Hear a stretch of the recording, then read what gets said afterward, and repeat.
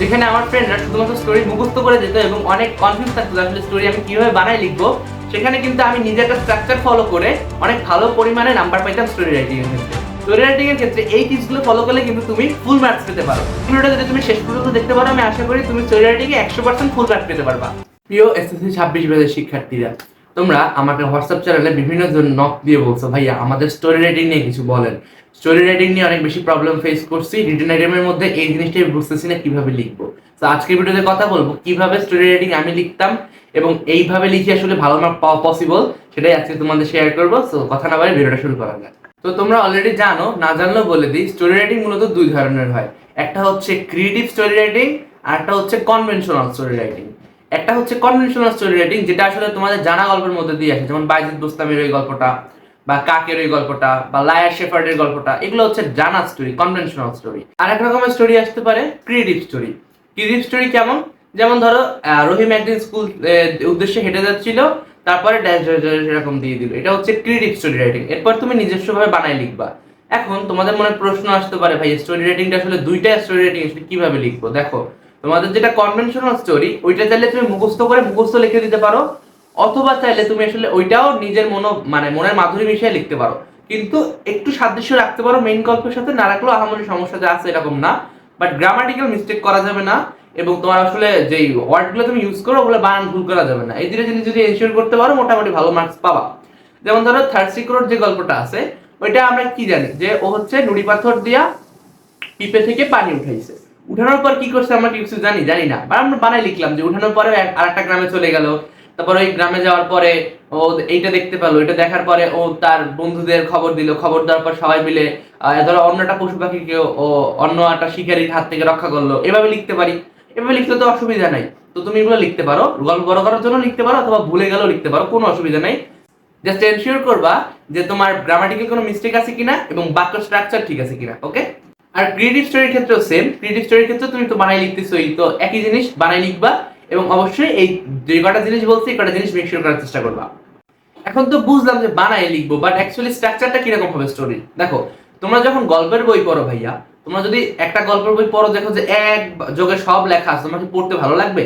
তোমার যদি প্যারাগ্রাফের মতো কোনো প্যারা না দেওয়া থাকে, তোমার কিন্তু মনে হবে যে একঘেয়েমি বই পড়তেছি বা নিউজ পেপার পড়তেছি। নিউজ পেপারে মাঝে মাঝে প্যারা দেওয়া থাকে, তো আমার ক্ষেত্রে ভালো লাগবে না, বা কেমন কেমন বিচ্ছিরি দেখতে লাগবে।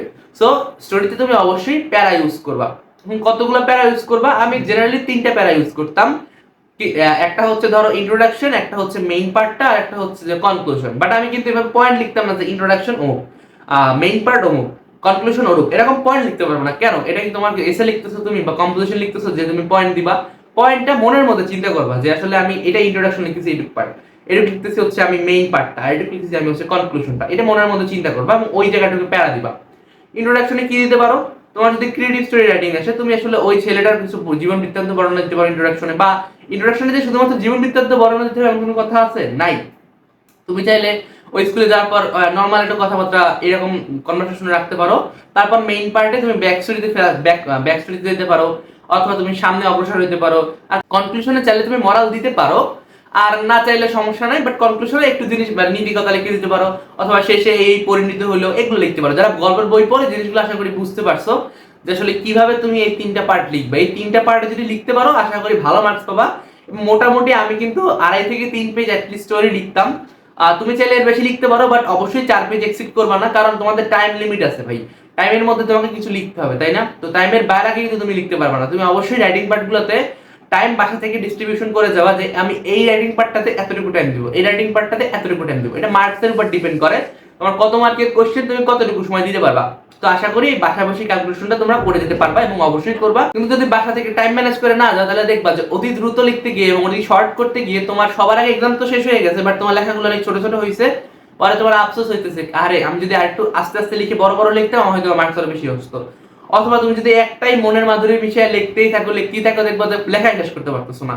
তো অবশ্যই বাইরে থেকে টাইম ম্যানেজ করে দেবে। ইংলিশ ফার্স্ট পেপারের ক্ষেত্রে এই টাইম ম্যানেজমেন্টটা একটু দরকারি, তো অবশ্যই চেষ্টা করবা। তোমার জন্য আরেকটা টিপস শেয়ার করে রাখি। তোমরা যখন ডায়লগ করবা, ধরো তুমি হচ্ছে নেসেসিটি অফ ট্রি প্লান্টেশন করতেছো, এখন তুমি চাইলে যারা আজকে সেকেন্ড পেপার পড়তে চাইতেছে তারা এই কাজটা করতে পারো। এই কথাগুলো কাদের বলতেছি? যারা অলরেডি গতকালকে ফার্স্ট পেপার একটা আগাই রাখছে। যারা আগাই রাখো না তাদের জন্য কিন্তু এই কথাটা না, কারণ সেকেন্ড পেপারের আগে তুমি তেমন একটা বন্ধ পাচ্ছ না। তো অবশ্যই ফার্স্ট পেপারের এই 3 দিন বন্ধের মধ্যে তুমি আসলে যদি সেকেন্ড পেপারটা একটু গুছিয়ে রাখো, পরবর্তীতে সুবিধা হবে। কি করতে পারো, তুমি আসলে কিছু প্যারাগ্রাফ করতে পারো। যেমন ট্রি প্লান্টেশন প্যারাগ্রাফটা যদি তুমি পড়ো, তোমার ডায়লগটা কি আলাদা করে আহামরি পড়া লাগতেছে না, তুমি ওখান থেকেই বানান লিখতে পারবা।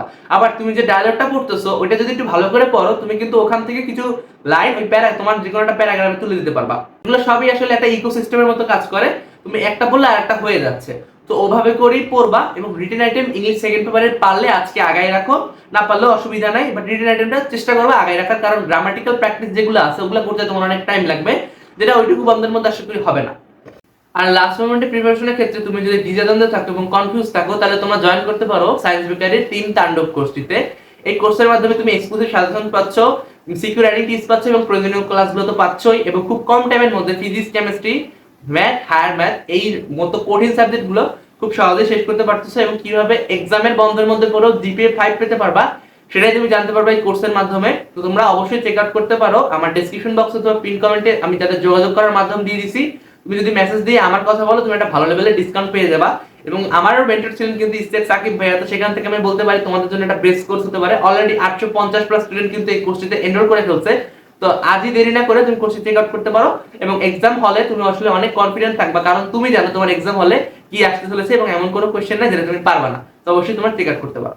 ডেসক্রিপশন বক্স অথবা পিন কমেন্টে আমি আমার হোয়াটসঅ্যাপ চ্যানেলের লিংক দিয়ে দিছি, তুমি সেখানে জয়েন করতে পারো। আমি চেষ্টা করি প্রতিদিন তোমাদের বিভিন্ন সাজেশন পিডিএফ এবং বিভিন্ন দরকারি রিসোর্সেস দিয়ে দিতে ওখানে, এবং আমি মাঝে মাঝে তোমাদের কোশ্চেন নেই এবং তোমাদের সাথে ইন্টারাকশন করার চেষ্টা করি। তো তোমরা অবশ্যই আমার ডেসক্রিপশন বক্স অথবা পিন কমেন্টে দেওয়া হোয়াটসঅ্যাপ চ্যানেলে জয়েন করে যাবা। এবং আজকের ভিডিও এই পর্যন্তই। তোমার যদি আরো কোনো সমস্যা থাকে তাহলে তোমার হোয়াটসঅ্যাপ চ্যানেলে জয়েন করে আমাকে কোশ্চেন করতে পারো, আমি ওই রিলেটেড ভিডিও বানিয়ে দিব, অথবা কমেন্ট ডাউন করতে পারো। এবং এরকম ইনফরমেটিভ ভিডিও পেতে তুমি আমাকে অবশ্যই সাবস্ক্রাইব করে রাখতে পারো। So it's me Shubhadeep Singha, signed out.